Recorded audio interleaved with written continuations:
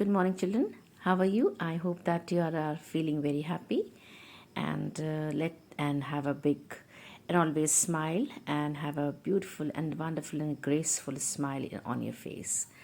And so, children, let's start the day with positive notes. So let's start the day with positive thinkings and blissful morning, and also with a small devotional prayer. Okay, children. So let's start the day. Okay, with fresh mood and fresh energy. Now children, as you know that कि we have started the chapter. जैसा कि आप सब जानते हैं कि हम लोगों ने जो है पाठ आपका जाति, धर्म और लैंगिक मसले हम लोगों ने शुरू किया है.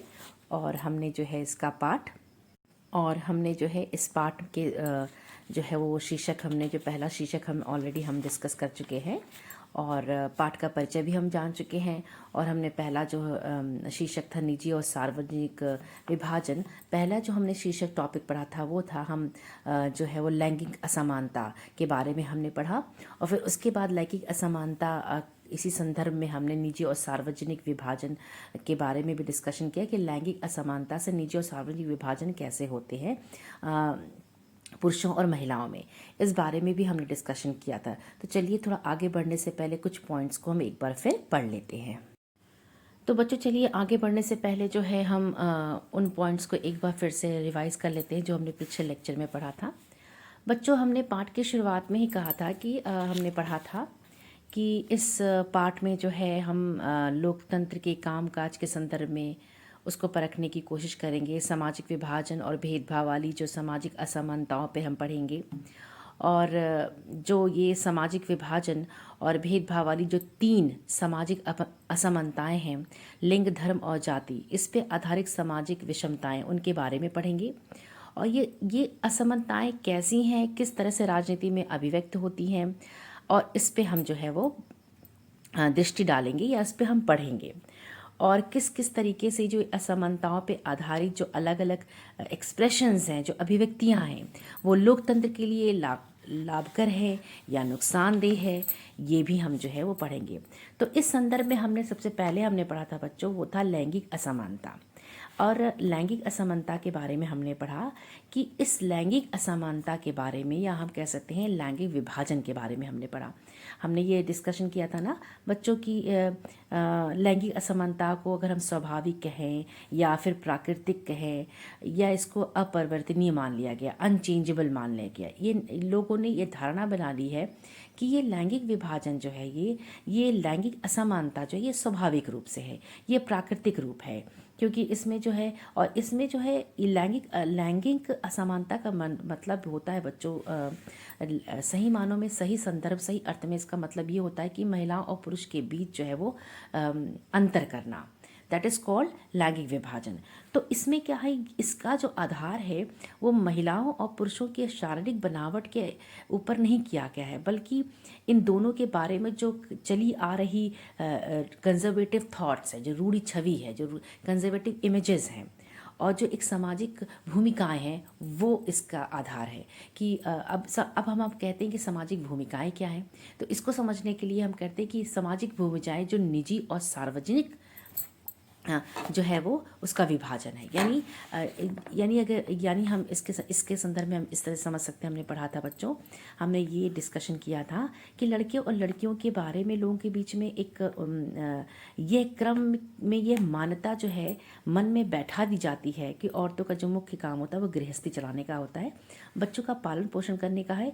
और ये चीज़ अधिकतर जो होती है वो परिवारों के श्रम के लैंगिक विभाजन में झलकती है. अब बच्चों, श्रम के लैंगिक विभाजन के बारे में हमने क्या पढ़ा था कि काम के बंटवारे का वह तरीका है जिसमें घर के अंदर के सारे काम जो है वो महिलाएं करती हैं, या फिर वो किसी नौकर या नौकरानियों के द्वारा करवाती हैं. अब घर का अंदर का सारा काम कौन सा हो सकता है, जैसा कि आप सभी जानते हैं. आप अपने मदर्स को आपने देखा हुआ काम करते हुए, खाना बनाना, साफ़ सफाई करना और बच्चों की देखरेख करना, ये सारे काम जो है वो महिलाएं करती हैं, जबकि मर्द बाहर की, जबकि पुरुष जो है वो बाहर का काम करते हैं। लेकिन बच्चों ये हमने पढ़ा था कि ऐसी चीज़ें नहीं हैं कि जो पुरुष हैं वो बाहर का अंदर का काम नहीं कर सकते हैं। पुरुष भी घर का काम कर सकते हैं, खाना बना सकते हैं, कपड़े धुल सकते हैं, वो सारे काम कर सकते हैं जो महिलाएं करती हैं। लेकिन अगर उनको उन काम का वेतन मिले, उन काम के लिए उनको पैसे मिले, तो वो खुशी खुशी करेंगे, वो प्रसन्नतापूर्वक उस काम को करना चाहेंगे। जैसे कि आप देखा होगा अपने होटल में बहुत सारे जो कुक होते हैं वो पुरुष होते हैं। आपने टेलर को देखा होगा, दर्जी होंगे, वो भी पुरुष होते हैं। तो ऐसा नहीं कि जो स्त्रियां काम करती हैं वो पुरुष नहीं कर सकते हैं, लेकिन पुरुष वो काम तभी करेंगे जब उनके लिए वो वेतन होता, तो वो अपनी मर्जी से और प्रसन्नता पूर्वक करते हैं। इस तरीके से जो है ये मान्यता बन गई है। अब हम ये कह सकते हैं ना बच्चों कि अधिकतर महिलाएं जो है अपने घरेलू काम के अतिरिक्त भी अपने आमदनी को बढ़ाने के लिए कुछ ना कुछ काम करना वो चाहती थी। तो जो घरेलू महिलाएं हैं वो ऐसा नहीं कि घर का काम करती हैं तो उनको बाहर का काम करना नहीं आता है। वो अपनी घर की महिलाएं भी आमदनी के लिए कुछ ना कुछ अतिरिक्त काम भी करना चाहती हैं। तो श्रम के इस तरह के विभाजन का जो नतीजा बच्चों परिणाम क्या हुआ कि औरतें जो है चार दीवारी में ही सीमित रह गईं और जो सार्वजनिक जीवन था उस पर पुरुषों का आधिपत्य हो गया। लेकिन अगर हम देखें मनुष्य जाति के बारे में सोचें तो मनुष्य जाति की आबादी में आधा हिस्सा जो है वो महिलाओं का है। लेकिन सार्वजनिक जीवन में, खासकर राजनीतिक जीवन में, महिलाओं का जो हिस्सा है वो, उसकी भूमिका जो है वो ना के बराबर है। ये बात तो सारे समाजों पे लागू होती है। और लेकिन जैसे कि पहले टाइम में ऐसा होता था कि महिलाओं को सार्वजनिक कामों के लिए भागीदारी नहीं मिलती थी, उनको वोट देने का अधिकार नहीं था, उनको सार्वजनिक पदों के लिए चुनाव लड़ने का अधिकार नहीं था, उनको अनुमति नहीं थी। लेकिन धीरे धीरे राजनीति में जो ये लैंगिक मुद्दे थे वो उभर कर आए और दुनिया के अलग अलग हिस्सों में बच्चों औरतों ने अपने संगठन बनाए, अपने आंदोलन चलाए, अपने अधिकारों के लिए, राजनीतिक सामाजिक अधिकारों के लिए उन्होंने आंदोलन किए। विभिन्न देशों में, बहुत सारे ऐसे देशों में बच्चों महिलाओं को वोट देने का अधिकार प्रदान करने के लिए आंदोलन हुए। और इन आंदोलनों ने जो बच्चों क्या किया, महिलाओं के राजनीतिक और वैधानिक दर्जे के ढांचे को बदला और समझा और उनके लिए शिक्षा और रोजगार के अवसर बढ़ाने की मांग भी की। तो इस तरह जो तो बच्चों इस तरह की जो आंदोलन थे, उनके बदलाव की और इन महिलाओं की स्थिति या परिस्थिति या उनको शिक्षा और रोजगार के अवसर प्रदान करने वाले मांग करने वाली जो महिला आंदोलन थे, उन्होंने औरतों के व्यक्तिगत यानी पर्सनल और पारिवारिक जीवन में भी एक लहर सी दौड़ा दी, एक बराबरी की मांग उठाई, एक क्रांति सी ला दी। और इन्हीं आंदोलन को बच्चों हम नारीवादी आंदोलन हम कहते हैं, या हम कह सकते हैं कि नस्लवादी आंदोलन इनको कह सकते हैं हम। इसका मतलब ये है कि सामाजिक आंदोलनों का उद्देश्य पुरुषों और महिलाओं के बीच समानता स्थापित करना है, जिन्हें नारीवादी आंदोलन कहा जाता है। यानी नारीवादी आंदोलन किसे कहा जाता है बच्चों? वो सामाजिक आंदोलन जिसका उद्देश्य पुरुषों और महिलाओं के बीच समानता स्थापित करना है।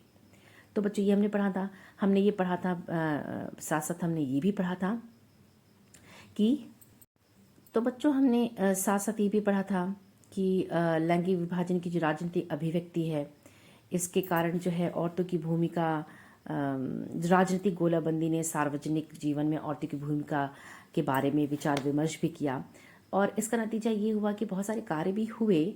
और आज हम देखते हैं कि वैज्ञानिक, डॉक्टर, इंजीनियर, प्रबंधक, कॉलेज और विश्वविद्यालय, शिक्षक जैसे पेशों में बहुत सी महिलाओं को हम पाते हैं, जबकि पहले इन कामों को महिलाओं के लायक नहीं माना जाता था। ऐसे बहुत सारे दुनिया में, विश्व के बहुत सारे ऐसे देश थे जहाँ पे महिलाओं को जो है अवसर प्रदान किए गए पहले, अगर हम भारत से कंपैरिजन करें।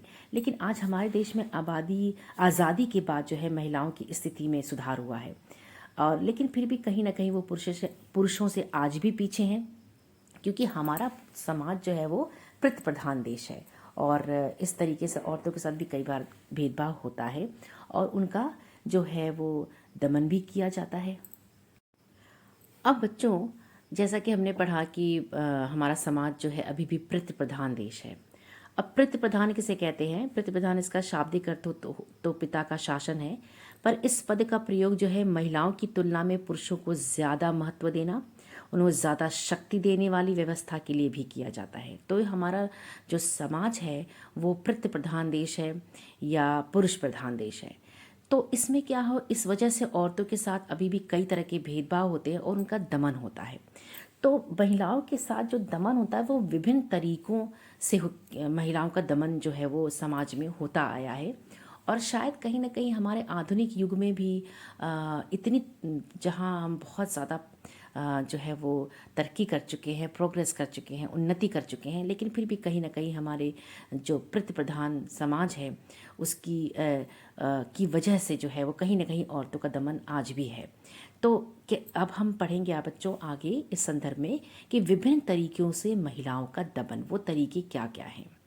तो आप सबसे पहले देखेंगे कि महिलाओं में जो साक्षरता का दर है बच्चों, यानी जो आप कह सकते हैं कि शिक्षा पाने का जो दर है, अभी भी मात्र 54 जो है वो फीसदी है। यानी आप देख सकते हैं कि 8 to 1 4% साक्षर है, जबकि पुरुषों में क्या है 65.46 साक्षर, या कह सकते हैं कि अभी अब रिसेंट की बात करें तो 76% है।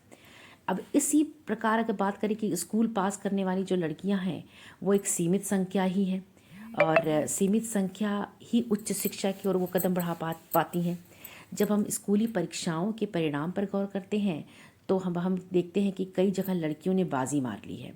हम देखते हैं ना, कभी कभी रिजल्ट निकलता तो हम देखते हैं कि लड़कियों ने बाजी मार ली और कई जगहों पे उनका प्रदर्शन लड़कों से कई बेहतर होता है। लेकिन जब आगे की पढ़ाई की बात होती है तो उनके लिए दरवाजे बंद कर दिए जाते हैं, क्योंकि माँ बाप अपने खर्चे से जो है संसाधनों को लड़के और लड़कियों के बीच के पढ़ाने की अगर बात आती है तो वो लड़कों को ज़्यादा पढ़ाने की बात पे अहमियत रखते हैं, उनको उसको महत्व ज़्यादा देते हैं। तो उसके उस लड़कों पे की पढ़ाई पे खर्च करने का जो है वो उनका जो एक सोच है वो ज़्यादा वो पसंद करते हैं।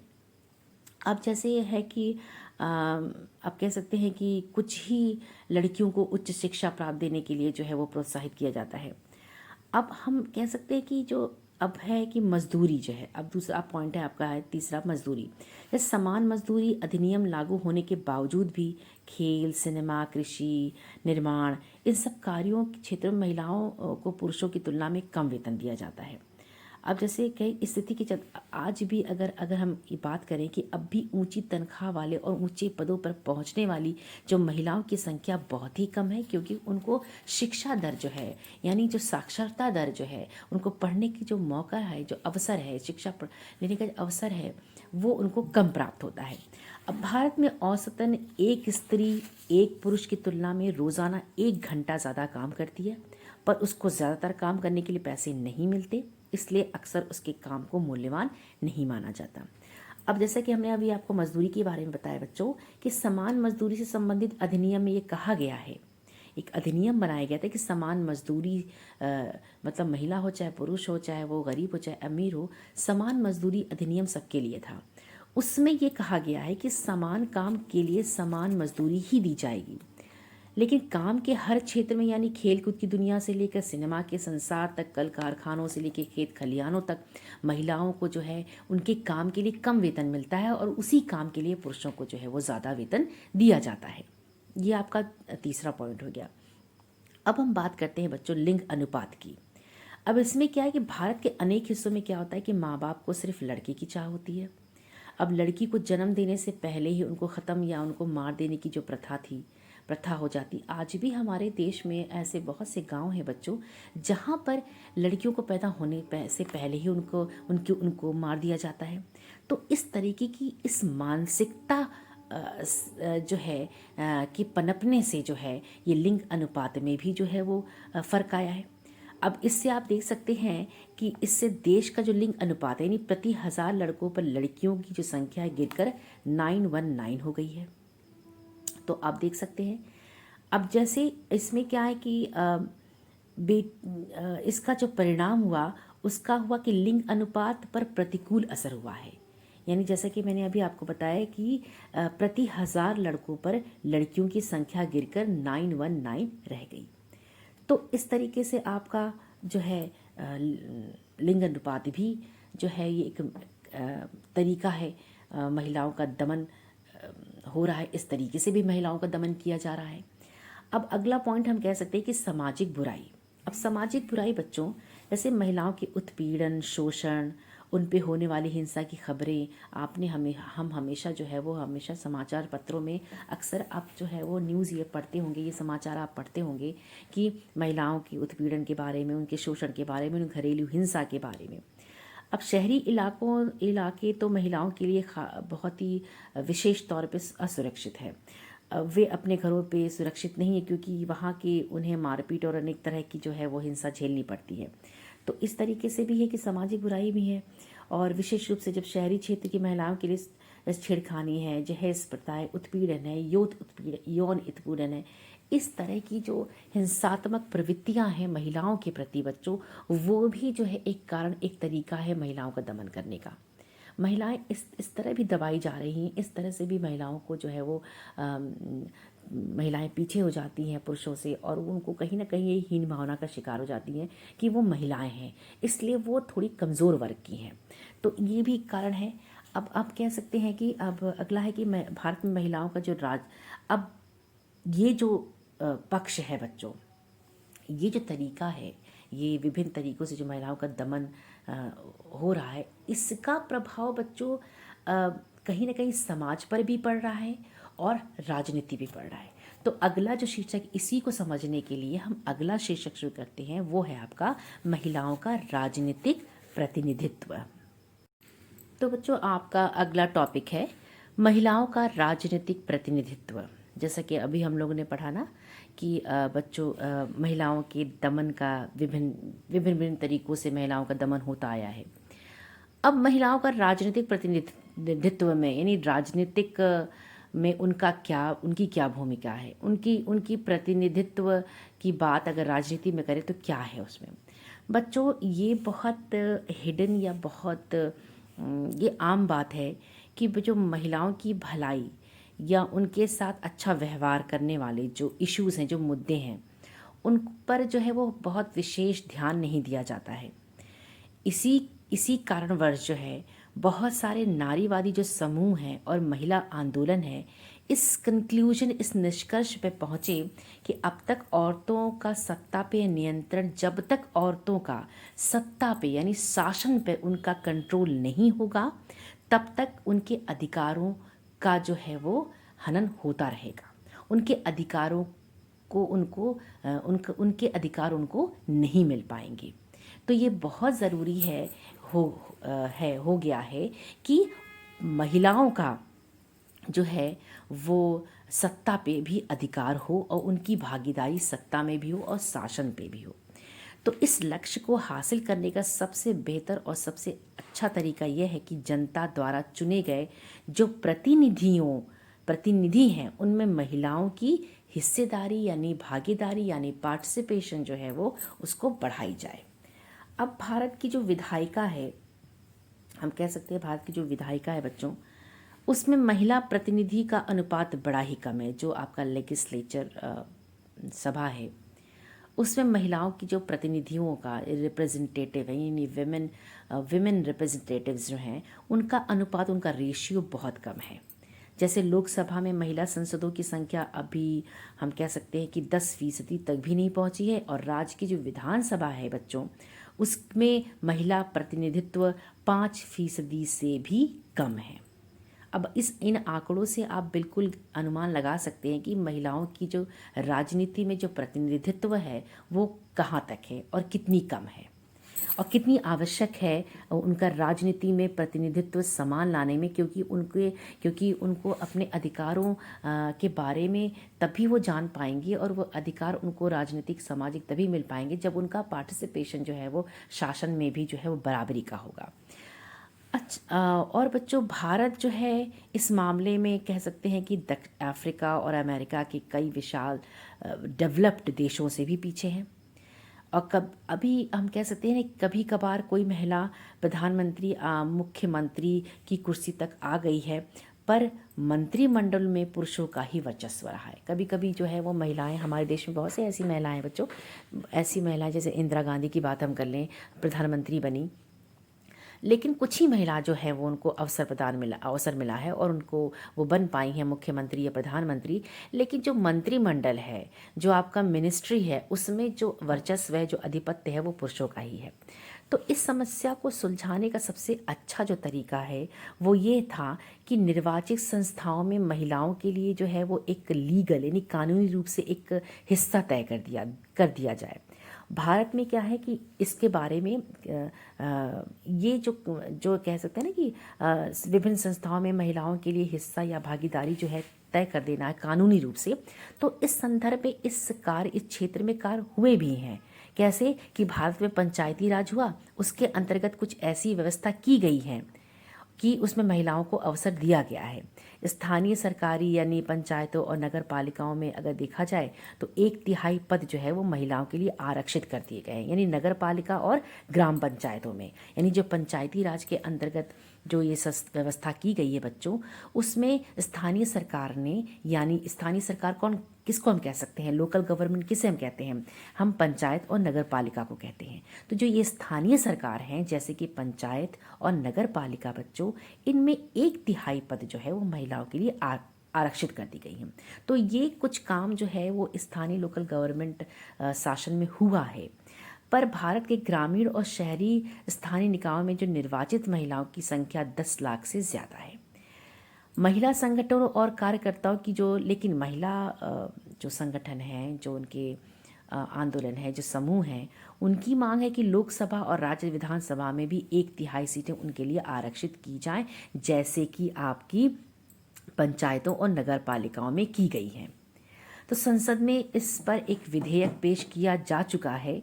वो 10 वर्षों से ज़्यादा जो है वो ये विधेयक जो है वो पेश किया जा रहा है संसद में, लेकिन उस पर कोई अभी फैसला या निर्णय नहीं लिया गया है, क्योंकि उस पर कोई एक मत नहीं हो पा रहा है कि वो जो विधेयक है, जो बिल है, उस पर बहुमत नहीं हो पा रहा है कि वो लॉ बन सके। और ये विधेयक जो है कि महिलाओं को 1/3 रिजर्व सीट लोकसभा और राज्यसभा में मिलनी चाहिए, इस बिल के प्रस्ताव पे अभी सदनों का जो है बहुमत नहीं मिल पा रहा, सदस्यों का ये एक मत नहीं मिल पा रहा है। इसलिए ये बिल अभी जो है वो सदन में ही है, चर्चा का विषय बना हुआ है, और जब इसको बहुमत मिल जाएगा तब ये कानून या लॉ बन जाएगा। तो बच्चों, इस तरह लैंगिक विभाजन इस बात की एक मिसाल है कि कुछ ऐसे विशेष सामाजिक विभाजनों को हम राजनीतिक रूप देने की हमको ज़रूरत है, जिससे ये पता चलता है कि जब हम सामाजिक विभाजन एक राजनीतिक इशू बन जाता है, जब राजनीतिक मुद्दा बन जाता है बच्चों, तब जो वंचित समूह होते हैं वो किस तरीके से उनको लाभ होता है। तो इस तरीके से जो है हम कह सकते हैं कि हम राजनीतिक तौर पे अगर कह सकते हैं कि महिलाओं से भेदभाव भरे जो व्यवहार होते हैं, ये मसला जो है राजनीतिक तौर पे अगर नहीं उठाया जाता तो क्या उनको, इन महिलाओं को इनका लाभ मिल पाता? अगर हम सामाजिक तौर पे ही सीमित रह जाते और राजनीतिक तौर पे महिलाओं के अधिकारों की बात हम नहीं करते, संगठन या नारीवाद आंदोलन या नस्लवादी आंदोलन या ऐसे बहुत सारे महिला संगठन हैं, अगर इनको महिलाओं के अधिकारों को राजनीतिक मुद्दे नहीं बनाते, तो क्या महिलाओं को उनके अधिकारों के बारे में पता चल पाता है या उनको ये मालूम होता है कि उनके अधिकार क्या क्या हैं? शायद बच्चों नहीं। इसका जवाब हम कह सकते हैं कि नहीं। शायद हो सकता है कि राजनीतिक मुद्दे जो थे, जो राजनीतिक प्रतिनिधित्व है महिलाओं का, वो एक ऐसा मुद्दा था जिससे महिलाओं को ये पता चला कि उनकी सत्ता में भागीदारी भी होनी चाहिए, और तब जाके वो अपने अधिकारों को जो है वो परिपूर्ण कर पाएंगी, वो जान पाएंगी, उसका इस्तेमाल कर पाएंगी, उसका उपयोग कर पाएंगी। तो ये था बच्चों उनका जो है ये उनका महिलाओं का राजनीतिक प्रतिनिधित्व की बात थी। तो बच्चों, आज हम जो है वो अब हम यही बंद करते हैं, और अगले लेक्चर में बच्चों हम नया टॉपिक शुरू करेंगे, वो है आपका धर्म, सांप्रदायिकता और राजनीति। तो अगला शीर्षक जो है आपका, इसी पाठ को हम कंटिन्यू करेंगे और जो है वो हम आगे जो है पढ़ेंगे, जो कि धर्म, सांप्रदायिकता और राजनीति। तो आज के लिए बस इतना ही है। So take care of yourself and your family and have a good and big smile on your face. Good bye.